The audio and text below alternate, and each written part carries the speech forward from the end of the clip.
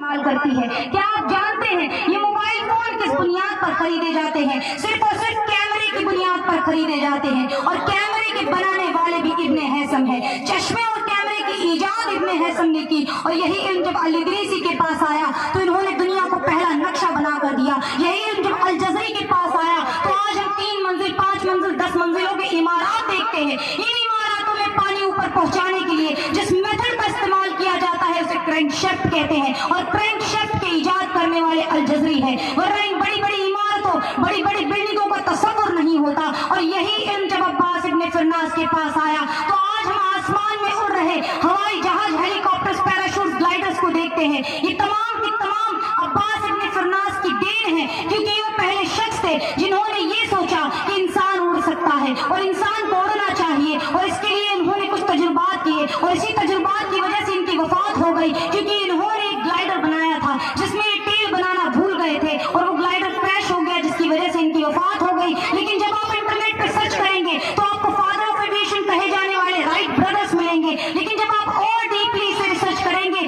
تو آپ کو معلوم ہوگا کہ عباس ابن فرناس وہ پہلے شخص تھے جنہوں نے اڑنے کا تصور کیا، اور عباس ابن فرناس وہ پہلے شخص تھے جنہوں نے چکنی مٹی سے کانچ کے آئینے اور برتن بنائے۔ آج انسان پانی پینے کے لیے کانچ کے گلاس کا استعمال کرتا ہے، اپنے چہرے کو دیکھنے کے لیے آئینے کا استعمال کرتا ہے۔ یہ عباس ابن فرناس نے بنا کر دیا، اور یہی علم جب ابن سینا کے پاس آیا تو یہ طب کے شعبے کے ماہرین بن بیٹھے، اور صرف ماہرین ہی نہیں بنے بلکہ طب کے اوپر ایسی کتابیں لکھی کہ اگر 17 سینچری تک کوئی میڈیکل اسٹوڈنٹ ان کتابوں کو نہ پڑھتا تب تک وہ ڈاکٹر نہیں بن سکتا تھا، اور انہیں سائنس کی دنیا میں ابن سینا کہا جاتا ہے۔ یہی علم جب امام راضی رحمۃ اللہ علیہ کے پاس آیا تو انہوں نے اسمال پاکس کا علاج نکالا، اور سائنس کے اوپر 200 سے زائد کتابیں لکھی جسے 40 مرتبہ چھاپا گیا، اور انہیں سائنس کی دنیا میں الریزز کہا جاتا ہے۔ یہی علم جب امام غزالی رحمۃ اللہ علیہ کے پاس آیا تو یہ سوشیولوجی کے ماہرین بن بیٹھے، اور انہیں سائنس کی دنیا میں الگیزل کہا جاتا ہے۔ یہی علم جب الخوارزمی کے پاس آیا تو انہوں نے الگوریتم نکالا جس کے بارے میں ہیولیٹ پیکرڈ کی CEO کہتی ہے